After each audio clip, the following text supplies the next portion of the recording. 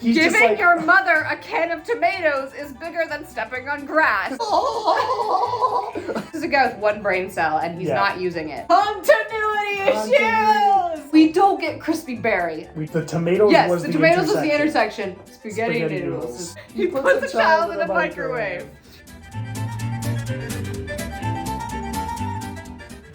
Hi guys, welcome to another Nerd Rants video. Today we have a guest. This is my brother Reis. We just finished watching the Flash. A movie, yes. The movie of all time. We watched The Flash because we heard it was so bad we wanted to see for ourselves. So this is, fair warning, this will be very much chaotic and like the movie. Yeah. So I don't even know where we want to start. I think let's just look at it objectively. We're gonna start off. I'd say let's just objectively state our biggest issues. Not going into detail, just general. Yeah. There are several. Many. I guess the most prevalent thing in the first 10 minutes of the movie is the CGI.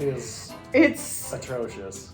For those of you who've watched the Flash series and know the quality of that by the later seasons, it's worse than that. At certain points. Like it gets horrible. What's the villain in the Flash series, the female muscle chick?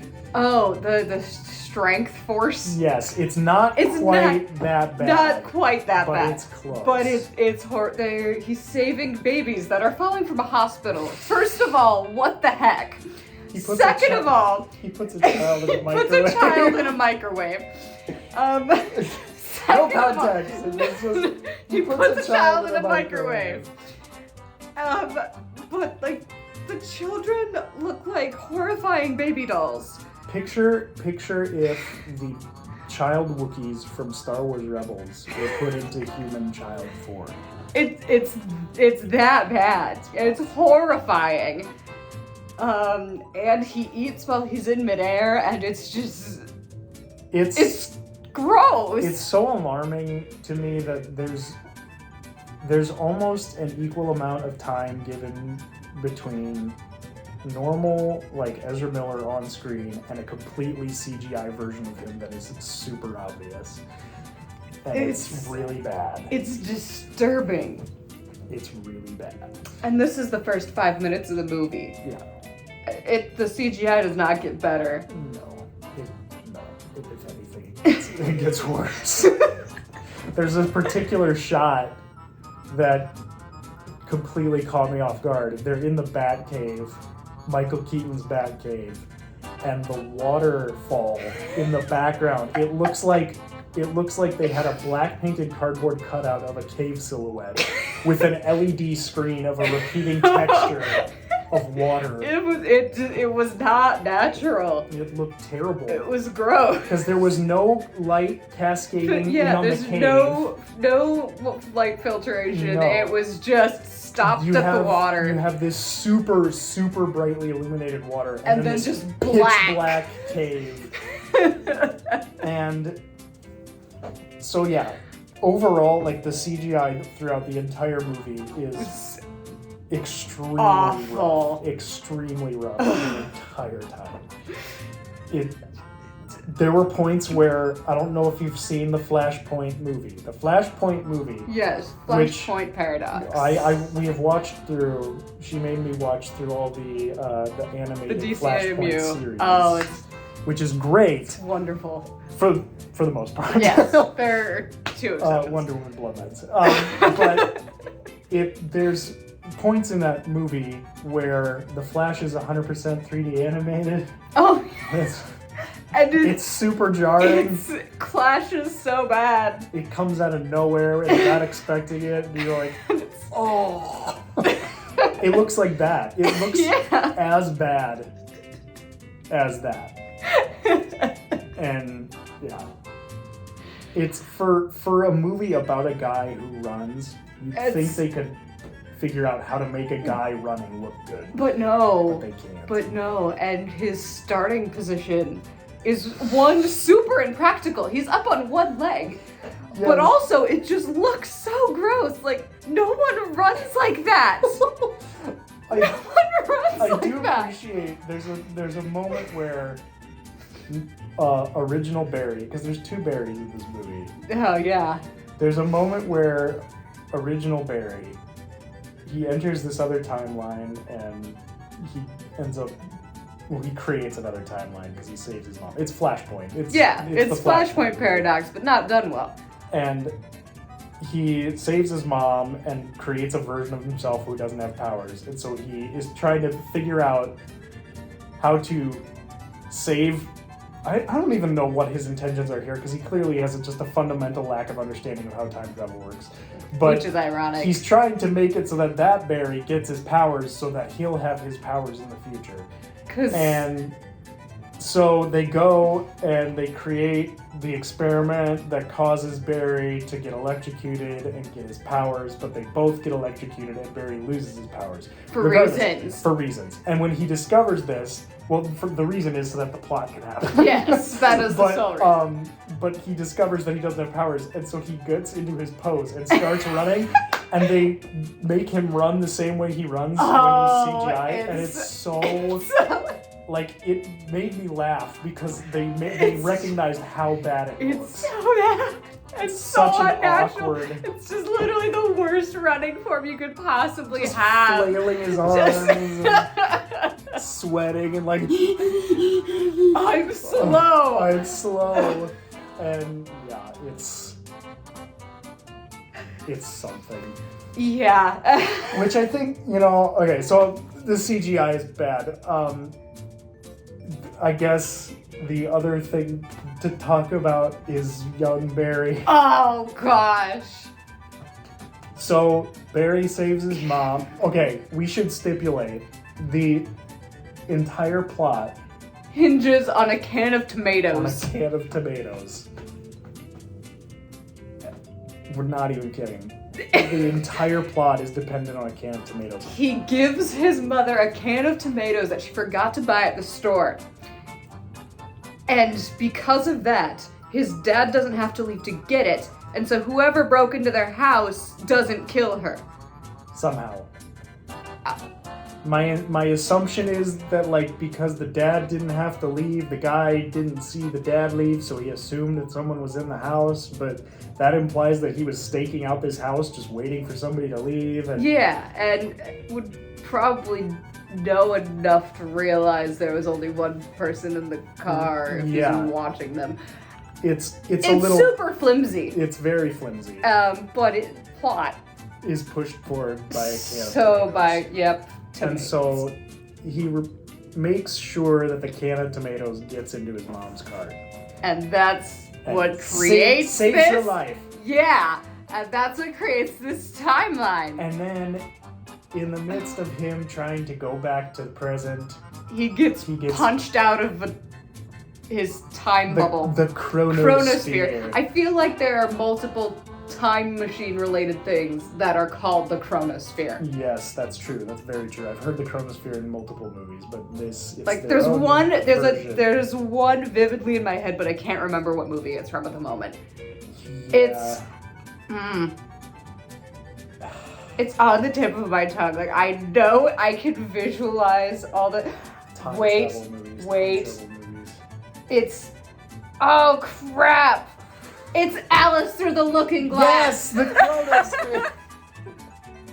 I'm vividly imagining with the guy who plays Borat. I'm vividly imagining the double-sided sea that she's and the guy through. Cranking through time. It's Alice Through the Looking Glass. Yes. My goodness. You know what? That was also a movie. Those were pretty good, though. They have the same vibes. Like, I like the first Alice in Wonderland movie. Yeah.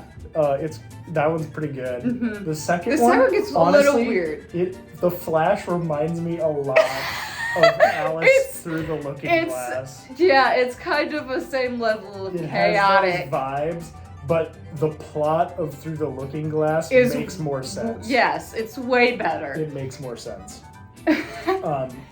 So, But what anyway, we were talking about him getting punched out of the chronosphere. Yeah, so he gets punched out of the chronosphere by this movie's, I guess you could call it Reverse Flash, I but think it's it's not technically really. supposed to be Savitar from the Flash series. Like a version because of he has the same kind of look. Okay. Where so it's armored. Right. So, an armored suit instead of a normal suit. So it's this version of Savitar. And he punches him out of the chronosphere. Into like 2007 or something. Whenever Man of Steel comes out. It's that time period. And so he punches him out of time. And so Barry in this universe is 18 years old and his mom's still alive. And somehow in college. Which is a whole nother thing. There's no way. that child would graduated high school. Into high school. No way. The most incompetent and mentally handicapped person I have ever seen. He's terrible. So obnoxious. He's so obnoxious. All of his friends. He acts like he's high all the time, essentially. And then he takes him back to his dorm, and you meet all of his college friends. Who are all just definitely stoned. It's just, to me, every single youth in this movie is on such a copious amount of drugs. Is on every drug. That they just can't even function. There's have no brain. There's an entire sequence where the girl gets up out of her bed and she's like, I'm hungry, and then walks off, and then looks at these people, the two versions of Barry, who have the exact same face, and go, whoa, and then I'm hungry, and walks into the kitchen. And then her boyfriend proceeds to play keyboard and try and catch marshmallows in his mouth for like 5 minutes straight. That's all he does. And then there's the squatter. Who is half naked and has a tattoo of Marty McFly, played by a different actor because it's an alternate universe. Yes. I can't remember the name.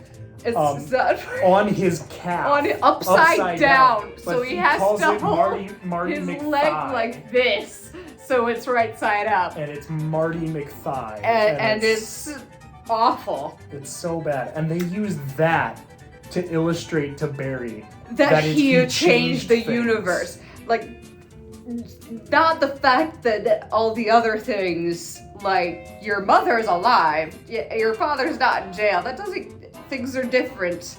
That's the other thing that we need to address, is that of all the time travel movies that I have seen, and I've seen a few, this is one of the ones that has the main character have the lowest comprehension of how time travel works ever, despite the fact his claims of reading up on it, the fact that he has read up on it and has done it before. Yes.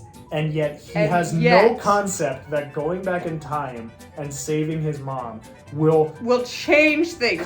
They literally talk about the butterfly effect before he does it. And he's just like, no, if I just do it in a small way. If I do it in a way that they don't notice, then it's fine. But the way they illustrated the butterfly effect is Bruce literally says you could step on the wrong blade of grass. Yes. And so giving your mother a can of tomatoes is bigger than stepping on grass. Because the thing about it is, it's like all he's doing is just, he may be just giving her a can of tomatoes. That's the only thing he thinks he's changing. But by doing so, he's changing he makes her his mom death, survive. which is his goal. So he knows this is happening, which means the Flash doesn't exist because he has no need to.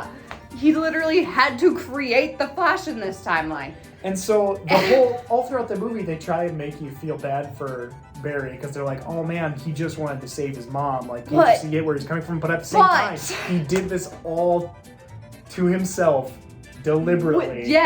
Which is another issue. Why would he do this deliberately? Like Flashpoint Paradox, he does it completely unintentionally. We don't even get to see the sequence where he saves his mother. Because he doesn't remember. Because he doesn't realize he did it. Because he doesn't directly save his mom in Flashpoint Paradox. He just gets runs upset, runs back in time, changes something. And that saves his mom. So having Barry, the character you're supposed to root for, who has been talked to by Bruce Wayne multiple times about how time travel is a dangerous thing that should not be messed with to do anything. And then doing it right after that conversation. On purpose, go back in time and completely change the fate of someone is infuriating. Yeah. And I will say they did it in the Flash series, they do that, and he does do it intentionally, but it makes more sense than how they did it here, because he doesn't have any knowledge of how time travel works.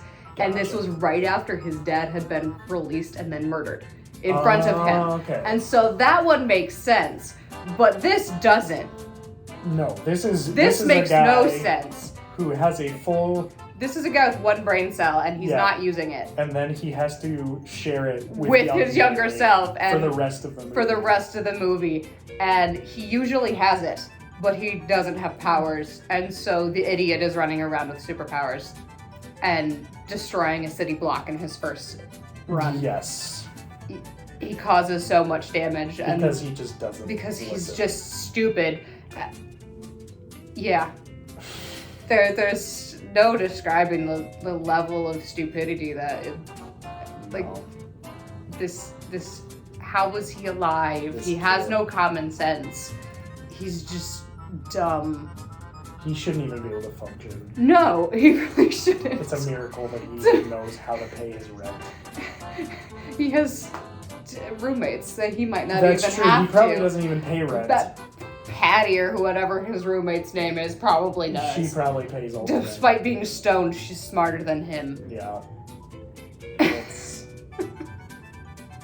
yeah. I can't even express how unbelievable it is that Barry is as capable as they make him out to be. Yeah.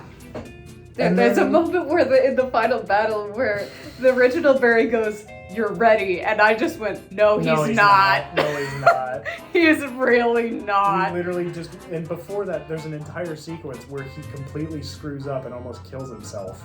Yeah.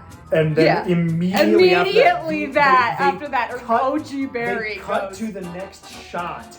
And he says, goes, "You're ready. Let me show you how to do this so you don't kill yourself. Hand gesture so you don't kill yourself. You're ready. You're ready. Go." It's like taking a toddler, showing them how a gun works, giving them a gun and saying, "Now You're ready. Go fight in Bye." a war."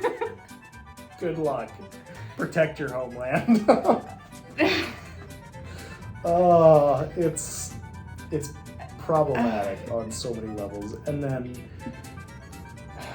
they waste a lot of potential.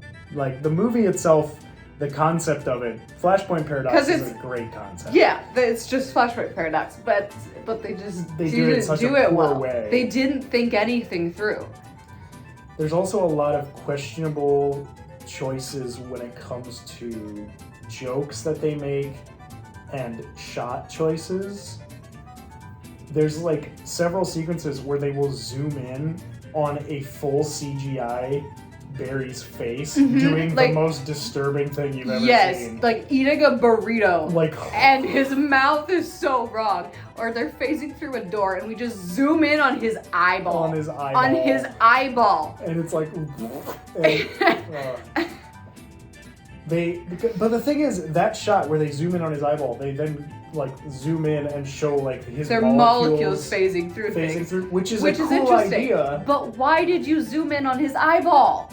And it's also just, they're zooming in on the eyeball of young Barry, who is making the face of a toddler who's trying not to show that he's pooping his pants. I will say, he has some hilarious expressions. Yes. Because they just choose the weirdest moments to slow down. And his laugh. It is straight up the surfer from SpongeBob. Like every time, at the most inappropriate moments, he's just, oh, it's the most obnoxious laugh. Oh. It's awful. But then, eventually, we get the one good thing in the movie. The one good thing in the movie. Which is they go Michael to recruit Batman. and Michael Keaton shows up, and it's accompanied with the original score from his movie. Yes. And it's like, oh, bless you. And then he has all the brain cells of the group after that. He is the only smart one. He knows more about time travel than Barry. He comes in and using a bowl of spaghetti explains the multiverse. Explains the multiverse to Barry in like a 5-minute sequence. And it Barry makes sense. And then Barry realizes, oh crap, I shouldn't have done this. Yeah. This might have been a mistake. You dum-dum. It's not like Zod's coming to destroy the world and you don't know where Superman is or anything. Yeah, that didn't tip you off that you might have screwed up. But all throughout the movie, Michael Keaton Batman is great. He saves both Barrys in every scene. Every single time. He interferes and saves everyone. And yes. Supergirl gets introduced because they realize, oh, the Soviets got the ship that Superman landed in. But it's Kara because their pods got separated on the way to Earth. Yes, and in this universe, Superman is younger than her and is an infant. I mean, he's always younger than her. Is he always younger than her? Yeah. Because I always... she gets, I think originally, at least how they showed it in the Arrowverse, so she gets knocked off course and ends up in the Phantom Zone where time freezes. And then eventually when she comes out, she makes it back to Earth, and by that point, Kal is an adult Superman, and then he takes her on. But they send her to Earth to protect him. Gotcha. You know, I think I did know that. That does sound familiar now that you say that. But anyway. So Kara lands on Earth, and the Soviets take her, and they put her in a capsule, and they've been keeping her hostage and experimenting on her. Which is exactly what happens with Superman. It's literally Flashpoint Paradox, like almost shot for shot. They take her out into the sun, and then she kills all the Soviets. Yes, and that's she the scene. Is great. For like only in the movie about 10 minutes of screen time. Minutes. She's got about a total of 10 minutes of screen time. She was super underused and wasted and could have been so much better. Yeah. And on the topic of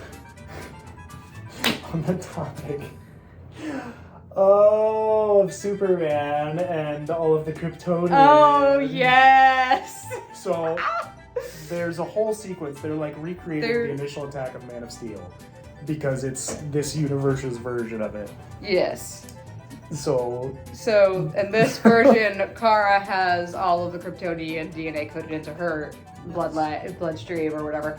And so Zod and her are having it out, which we'll get to the issues we have with them later. There's a lot. But yeah, so he kills her, again, issues with how that happened, to get all of that out of her DNA. And so the Barrys go back in time to try and save her. But it's a canon event, essentially, and so they can't save her. Or Batman. Yeah, Batman's dying too. His first death is the most unceremonious thing ever. He just flies into a ship, explodes, and Barry goes, no! And that's it. It's like, dude, you're acting all sad that he's flying into the ship, and you're like, no, don't do it. Eject, which he can't because it's broken. But anyway, and then he plows into the ship and there's an explosion and just, no! And that's it. That's the only reaction. It. So they go back in time and they try to save her. Fail. They fail to save her. Batman gets a much better death scene the second time around. Yes. But yeah, they keep failing and other Barry is like, nope, I have to try. And so he keeps going. Anyway, they're breaking the multiverse. And so worlds are coming and colliding. Which we'll get to that. Yeah. We'll get to my issues with that as well. But so anyway, he keeps going, and every time he tries to save them, he gets this new piece of shrapnel embedded in him. Because he tries to phase through an explosion, but he's not powerful enough.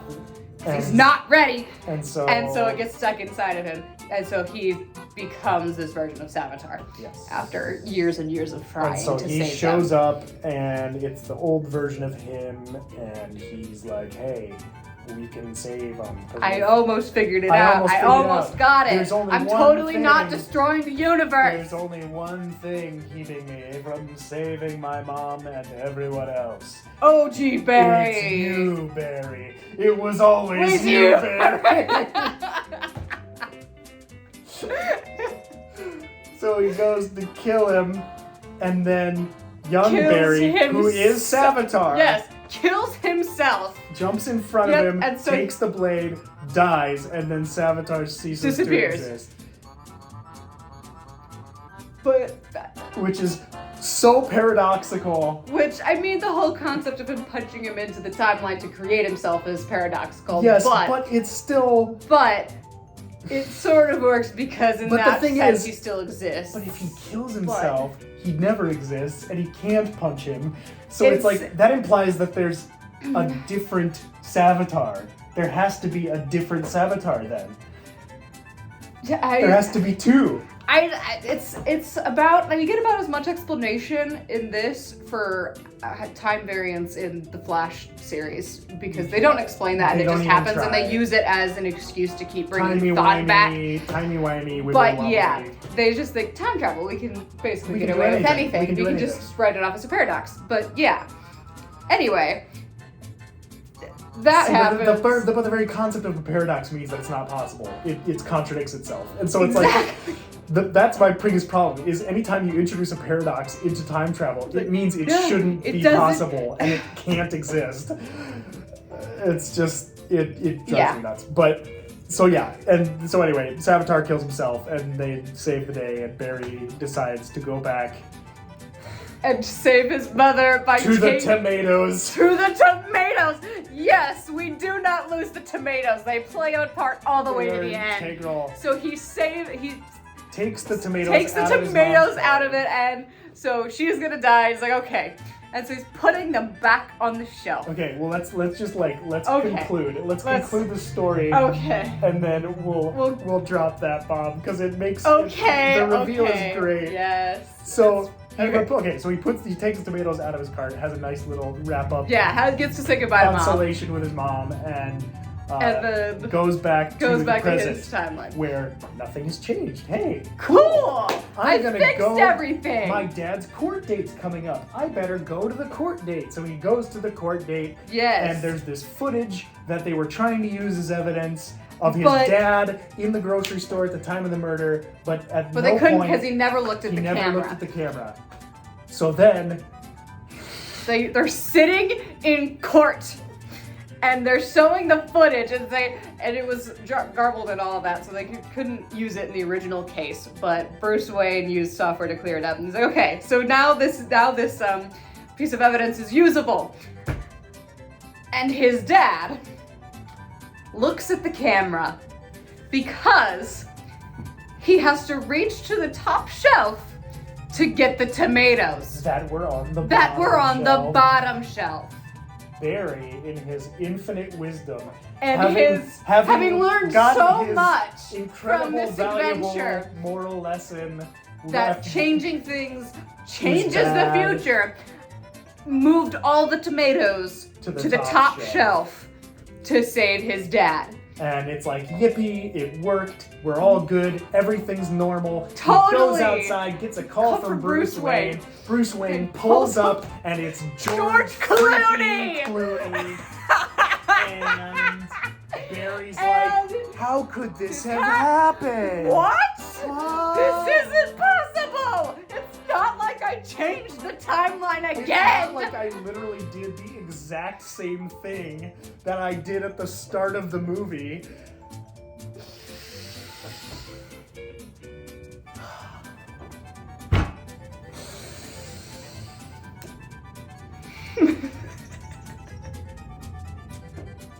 We sat in silence for like 5 minutes straight, just thinking and seething.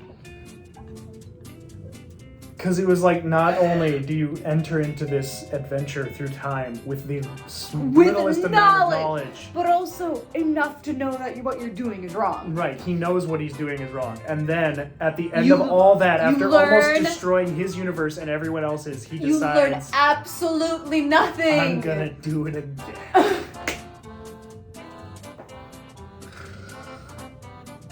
But the beauty. There was one sequence in the movie where I was like, this is legitimately cool. Was when the worlds are colliding because of Savitar's meddling. We get to see a whole bunch of different Supermen. So we get to see classic black and white Superman. Yeah. We get to see, what's his name? The original movie Superman. I can't think of his name, which is terrible. But anyway, original Superman. It's Supergirl. Yeah, and the Supergirl from that. And then we also get to see the OG Flash with his little helmet with the wings. Garrick. Yes. We get to see him. And there's also an implication that he is doing the exact same thing in his old universe because he's also running also in a chronosphere. In the chronosphere. Yeah, So it's implied he's doing the similar thing, which is a whole nother deal. But anyway. But my favorite. Yes. He was hoping for this the whole movie. Nicolas Cage Superman shows up for one sequence. You get to pass through this world and you see a fighting Superman, a giant spider monster. And it pans around after he incinerates this thing, and it pans around. Nicolas Cage. Nicolas Cage in his long-haired glory. Superman suit, and it was. Of all the things, I did not expect that. I was so happy. That one sequence was cooler than the whole movie. Yes, that one sequence. The CGI or whatever for this creature was better than the rest of the movie. It really was. It actually looked good. Well, the worst part, on the topic of weird things being better CGI, so you have main Barry from the original timeline, and his running CGI throughout the whole movie is just, it's rough. Bad. It's bad. But Barry shows up. The first time he runs. And it looks perfect. way better. It looks good.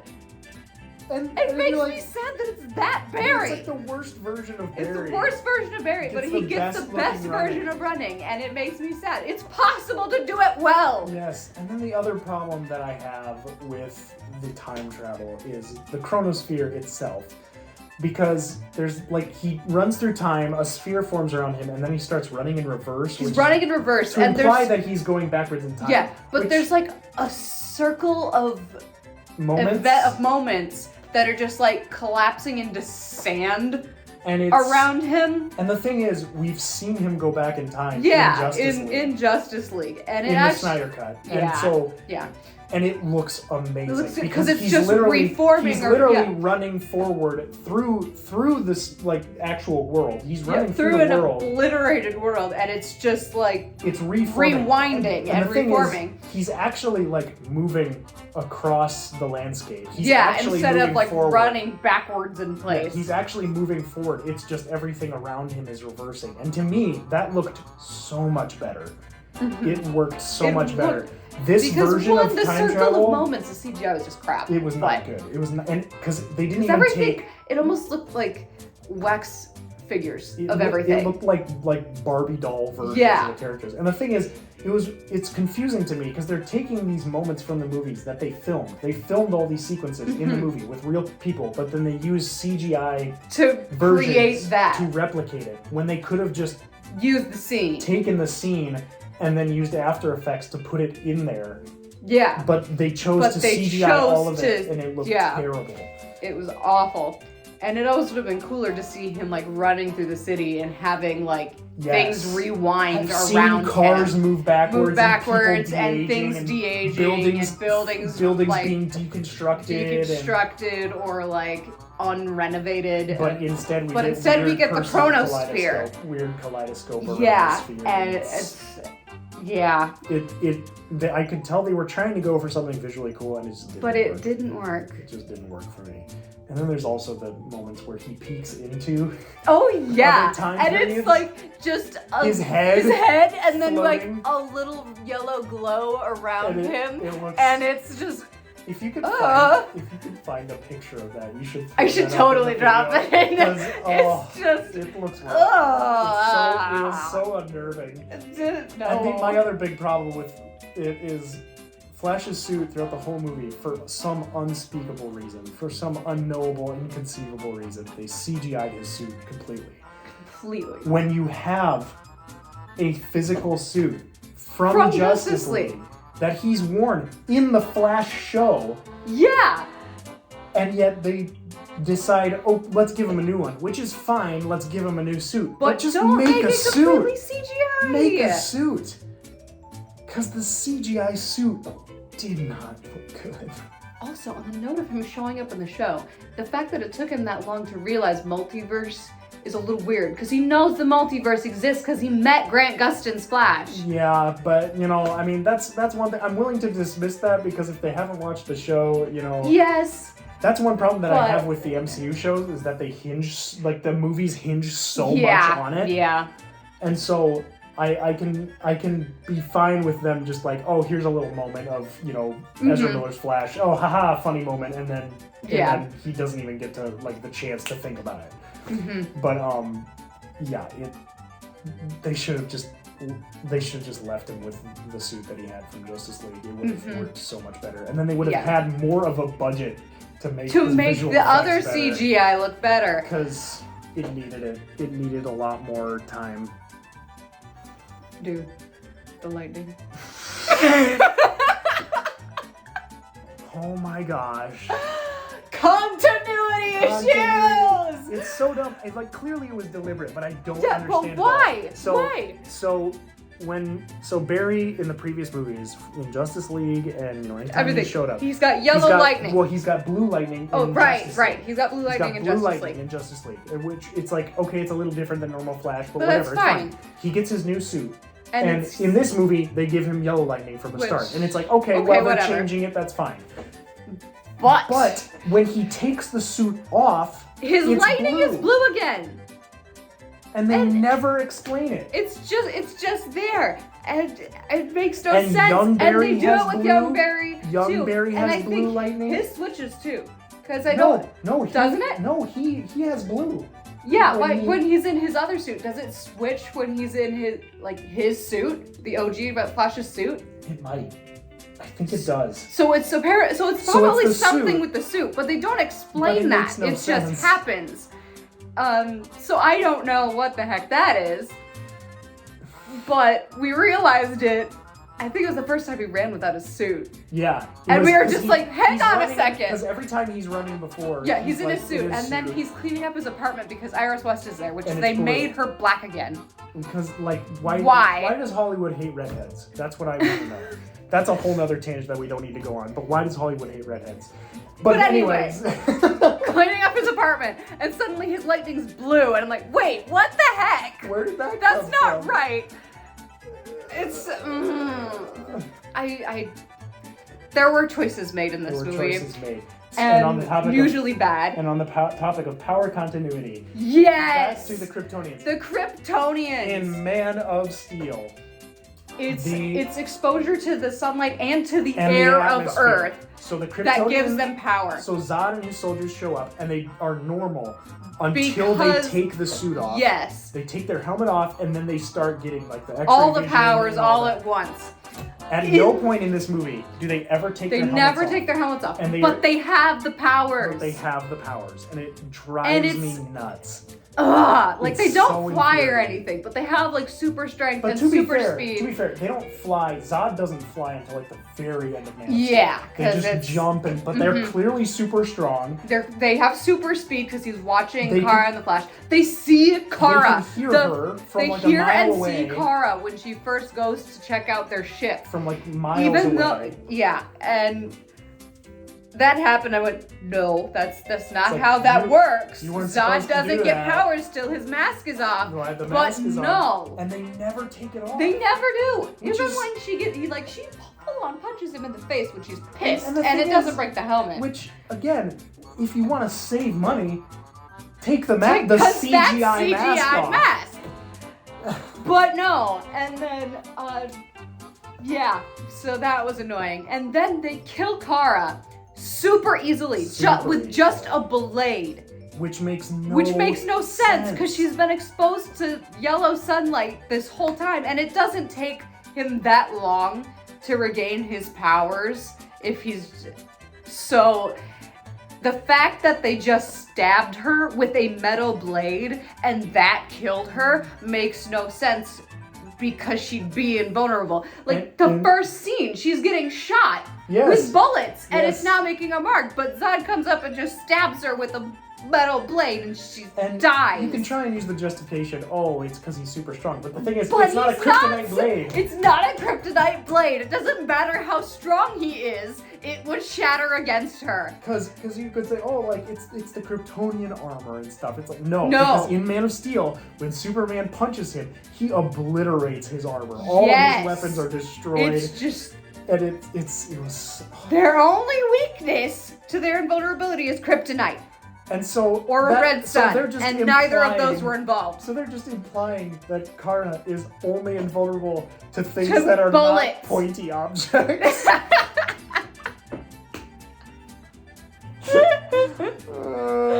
It's so dumb. It's just... Do you even know Superman? Like, clearly not. Clearly not. And like another thing about it is too, like the guy playing Zod clearly did not. Oh no, he was not happy about it. I don't think. He was there for a paycheck and just didn't have anything apparently else to do. He asked Zack Snyder's blessing to do like, can I do this? Right, because he didn't want to. He's like, what? I was dead. I don't want to disrespect the story. Yeah, like, can I do this? And he goes, okay, but he was not happy about it. And he was not happy about it. In an interview, he straight up says, I don't get it. I don't know what was going on. He's like, I don't know why I'm back. Yeah. But yeah, it's a lot. The movie is a lot. And most of it not good. I think we calculated that with Michael Keaton's Batman, it brought it up to 1 star. Yes. And that was giving Michael Keaton 5 stars. Michael Keaton has 5 stars and the rest of it gets 0. Yeah. So then that brings it up to 1 star. And that's being generous. She knows I am not a fan. Like, I'm just gonna put out, I hate Ezra Miller. Ezra Miller sucks. He's kind of a crap person. As a human being, he kind of sucks. And I'm not a huge fan of his version of Barry Allen. I love the Flash in Justice League because he gets the best moment in the whole movie. Yes. But I am not a fan of Ezra Miller's Barry Allen at all. And it's doubled down in this movie. We get 2 of them, and they're both less intelligent. Like less intelligent and insufferable. One is frustrating because he should be smarter than he is. But he's not. And the other one's just obnoxious. The other one's insufferable. And they try so hard to make them have these emotional moments, and it just But I don't care. I'm just sitting there laughing. Don't care. They try and recreate the moment from Flashpoint where Barry gets his powers back by electrocuting himself with we don't get Crispy Barry. We don't get That makes me mad. In Flashpoint Paradox, Barry tries it the first time and he just lights on fire. He literally lights on fire. And completely burns himself head to toe. He is literally Crispy Barry. He is in full bandages, gets up and goes, let's do it again. And then it works.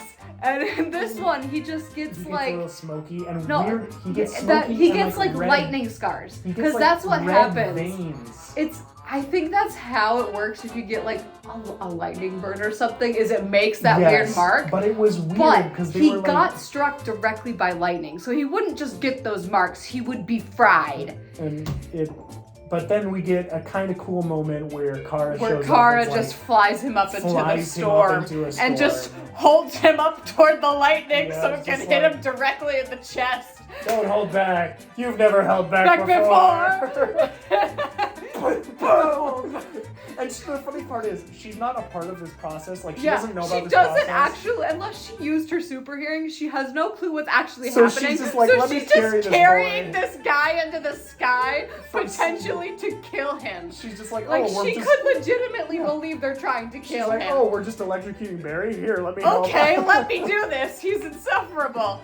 And then Barry It doesn't young, even, I young don't think Barry, it even works technically because he doesn't No, like start that's healing right. until the young younger Barry touches him and like this a little lightning his lightning touches him, and that's when he starts healing. And so But young Barry has a weird reaction to it too. He reacts to Barry dying as if he's gonna cease to exist or something. Right, like he's like it's like, the most it's the most emotional he is. But the thing is, they have this weird hate dynamic throughout the movie. Yes, and he's your future self from a different timeline. It's really... It just seemed weird, out of place. It didn't make sense as a reaction. No. You were super pissed at him for making you get electrocuted. It would have made more sense if he was just like, oh crap, oh crap, oh crap, oh crap, oh crap, please don't die, please don't die. Please don't die, I have no idea how to use my powers. But no, he's like weeping. And he's weeping and going, please don't die! Like, Ezra Miller's trying his best, but it's like, it's too emotional. It was too emotional, which was weird to say, but... Yeah, because they're pretty flat throughout the rest of the movie. They really are. This movie has the weirdest approach to humor in the DC universe that I have seen. The jokes... There was supposed to be humor. Like, the thing is, it's like, the humor is not, like, funny. It's just weird. Because they have that weird conversation, like, they get electrocuted, and for whatever reason, OG Barry's tooth comes out and goes into Barry's mouth. Which makes no sense. And they have a whole conversation. Yes, and they have a whole conversation about how they're figuring out whose tooth fell out. And then he super glues it back in. And then when George Clooney shows up at the end of the movie, it falls out. And it's just like, dude. I completely forgot about the tooth. One, super glue would have dried by now. Two, you have super healing. Would it not have, like... Refused? Yeah. And then there's the sequence with the babies. It just keeps getting more ridiculous. So, like, the babies are falling out of a collapsing building, and he has to save them all. There's like 7 babies, a nurse, and a police dog. A therapy dog. It's a therapy dog. Yeah, I actually don't know where the dog came from, because you don't see it in any other scene. It just appears in the air. Yeah, to add to the tension. Yes, to add more people to save. But, like, as the babies are falling, Barry looks at them, he's like, okay, there's 1, 2, 3, 4, 5, 6, 7 babies. Okay, I gotta save all these babies. And then he looks, and every single one of them has their own hazard that's also falling towards them. Yes, we have one that's like gonna get crushed. One's falling toward a flamethrower. One is falling, has acid flying towards it. One has scalpels that are just all... But the thing is, every single baby is like smiling. Also, keep in mind, they fell out from the nursery. From the nursery. The nursery. Why are you keeping scalpels and flammable gases in the nursery? And I guess the whole wing did fall, but also it made no sense. No, it was... They feel like those floors would be underneath them, so they'd be under them, not over them while they're falling. Because they go for they really were trying to go for like a Quicksilver sequence where it's like, oh, I have to save everyone. Like, here's all the guards firing at them in the prison, in X-Men Days of Future Past. Yeah. And so he's going through and he's just changing everything and it's like, it's that sequence, but not done well. They took it way too far. Yeah, it was more ridiculous. Yes, it was like, let's make it so absurd that it's not even serious anymore. Because Quicksilver did it, and he did it, and it was done realistically, but in a humorous way. Yeah. Because he's a kid, and so he's like giving guys wedgies or making them punch themselves, each other in the but face. It still works. Whereas in this one, it's like the amount of hazards is absurd, unreal. And so it's this super long sequence where he's trying to save these babies, and he shoves one in a microwave. Yeah, And then the nurse has the most insane reaction to She starts just like screaming. She just starts screaming after being saved and does not stop. Does not stop. She's just screaming and like so many questionable choices. He also runs into a basement where gas lines are leaking, and meanwhile he's trailing lightning. He has a lightning. Also, you see him like tying all the electrical cords together that are sparking. Yes, I don't know what his plan was there either. He's just like tying them together. He's supposed to go take care of the broken water lines and gas lines. And he didn't, Alfred didn't even mention just gas lines and water lines. And we only see him he's tying electrical cables together. To what end, I don't know. He's just tying them in a knot. They're like that thick. Which I have no clue what is power. In the hospital requires that much power. And it's... I also feel like I saw a school bus down there. Like he was tying them together and it looked like there was a school bus behind him. Could be. I don't even know. I don't know. I was too busy face palming trying to figure out what the heck was happening.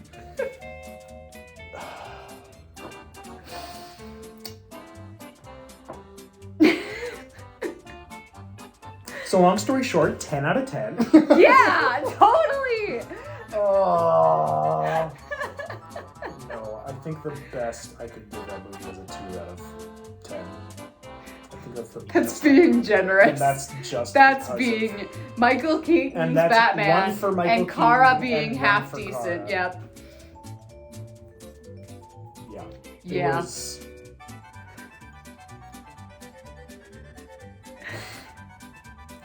It's so insane, which sucks because I want a good Flash movie. Yes, Flash is great. And the problem is they can't seem to do him well. They hate Barry for some reason. And that's the other thing. Barry's also a redhead. Yeah, Barry's also a redhead. Why can't Barry be a redhead? The closest we've gotten to getting a redhead Barry is Greg Gustin's got brown hair. Yeah. But otherwise, we have Ezra Miller who's got black hair. Like I've noticed a trend where Hollywood will just replace redheads. Yeah. And I don't get it. I don't understand. Why? Just let them be characters. I had a whole rant about this. April O'Neil in the new Teenage Mutant Ninja Turtles is a redhead in the original series. Yeah, no, she's black. And now she's black. I don't get why they feel the need to change her. I had a whole rant about this in my live action remakes video where I was talking about it. And just like the personality of Wally West. For whatever reason, like when you look at it, it kind of screams redhead for whatever reason. Does. And then they made him black in the Flash series and they changed his personality. Because Wally West's personality does not fit that version of Wally. It's a very white redhead personality. Yes! And so when you make him black, they had to change his whole personality to a character that I didn't even like. It's unfortunate. I wish they didn't feel the need to do that. I wish we could just get genuine portrayals of characters. Can we just give us a redhead, Hollywood? Yeah. Why would that be so bad? Just one redhead. Just one. That's all I want. It's just one. If I can see one of my childhood characters that is a redhead be portrayed by a redhead, I will be happy. Honestly. It's frustrating. Yeah. And yeah, I don't know. The movie was a disaster. Front to back. Yeah. Except for when Batman. Except Michael Keaton. None of the characters get enough story fleshed out to feel real. None of them get a whole lot of screen time except Flash. The berries. And they make two of them so he just gets more screen time. More Ezra Miller. And so we don't get a whole lot for anyone else. Because Michael Keaton doesn't get much more than Kara, and Zod gets less. Which is fine. Zod was ultimately kind of inconsequential. Yeah. It just sucks that they end up taking this whole alternate universe that Barry creates, and they basically by the end of it they say, "Hey, it's doomed. It's pointless. It's doomed. It's doomed. This universe is irrelevant." And which brings up a whole nother issue that I have with it. So, the way they explain time travel in this is when you go back in time and you change something. It creates an alternate universe that is separate from the one you came from, but it has an intersection, which is that one moment. Spaghetti noodles. The tomatoes. Spaghetti noodles. The tomatoes. It's the tomatoes. Yes, was the the tomatoes intersection. was the intersection. Spaghetti noodles. Yes, it's a bowl of spaghetti, and all of the noodles are their own individual thing, but every once in a while they sometimes cross. they Sometimes go they parallel, cross. sometimes they cross, sometimes they just Go their own direction. go their own direction. And so, my biggest issue with the time travel in this movie is that Barry goes, changes something, and creates a new universe, and then is terrified that he will not be able to remedy his own. But according to their rules, It's a different his universe still exists. It's just He's just created he just a diverging branched the one. timeline. So he just created a new universe with a different past and a different future because he changed that one moment that happens to intersect with his own. So technically his universe still exists. So it's not a matter of him going back in time and fixing what he did. It's a matter of him just going back to his universe. But they never address that. Yeah. They make the whole movie about him trying to fix it so that it recreates his universe as if it stopped existing. When, according to their rules, all he did was create another universe and get kicked into that one by Savitar. So that was my biggest issue with the entire plot of the movie was they're not even following their own rules of time travel. Yeah. And so in the end, the only reason he had to be in that universe was to stop Savitar from destroying the multiverse. Right. But again, how is he going to destroy the multiverse by changing stuff? Because it's just creating more universes.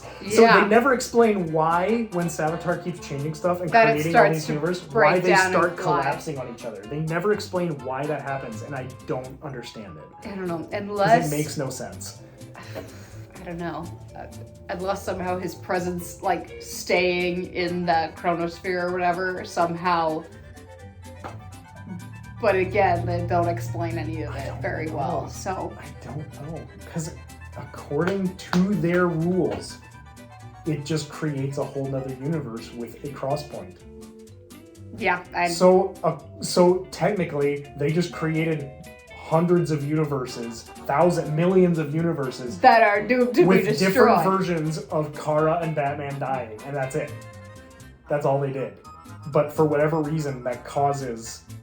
Maybe it's the creation of new ones that causes issues. I don't know, but they never explain it. Nope. All of a sudden, the universe just starts They collapsing just start on itself, converging on the chronosphere and colliding, It could, maybe it has something to do with, like, there's a presence that's altering time, and that presence is what's drawing the universes together, but it still doesn't make any sense. There was literally no explanation for most of the things that happened with the time travel.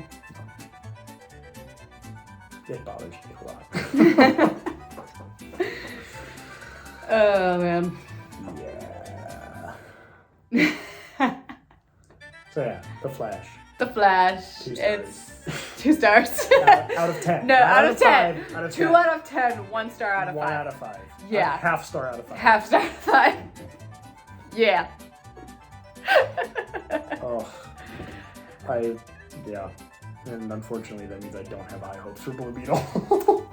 Yeah, no, I just don't have high hopes for DC movies at this point. No, until they start their reboot of the whole universe with James Gunn, I have no hope for any of these movies. Yeah. Because, Blue Beetle's already getting worse reviews than Morbius. Which... Controversial statement. I actually enjoyed Morbius. It's a dumb movie, but I actually enjoyed it. It's fun. It's absurd. When you get to see a feral vampire played by the 11th Doctor dancing shirtless in his own mansion, it's a good time. You haven't seen Morbius, have you? It's so dumb, and I love it. It's ridiculous. I liked Morbius more than Flash. I'll put it that way. It's not a very hard standard. Morbius was just a more focused movie, and even though the plot wasn't great and the characters weren't great, it knew what the story was supposed to be, and the Flash was just kind of all over the place. Yeah. Yeah, that's there's our chaotic thoughts on probably the worst DC movie I've seen yet. It's up there. I mean, I will say I would say it's on par with the Joss Whedon version of Justice League. Because Joss Whedon Justice League was bad. It was really bad. This actually, Flash has a worse CGI Superman than Justice League did. Because there's one sequence that shows Superman like going to punch the Justice League or something when he gets resurrected or something. It's a shirtless Superman, but it's the worst CGI Superman I think I've ever seen. It's so bad. Yeah. For an hour. Yep. Yep. That's. If you want to be really confused and you want to be really just flabbergasted and as a DC fan, very aggravated, go watch The Flash. It's an experience. And anyone that tells you it's a great movie is not your friend. Is not your friend. Mm-hmm. It's not even one of those movies where it's so bad it's good. It's just like, it's one of those movies where you see the potential of it and you're like, no, it's just objectively bad. But it's just bad. It's just objectively bad. Yep. Anyway, drop your thoughts in the comments. What did you think of this movie if you saw it? Like, feel free to rant. I would legitimately. If you come up with a good argument for The Flash being a good movie, I want to hear it. Or just all your complaints. Like, if you could come up with something that we didn't mention, that would be entertaining to hear as well. If you have something that bothers you about The Flash. Yeah. I'm sure there's plenty of things that we didn't touch on because there were so many. This is a safe space for demented ranting. Yes. Always. All the time. just join in. But yeah, I post videos every Wednesday and Saturday. I got it right this time.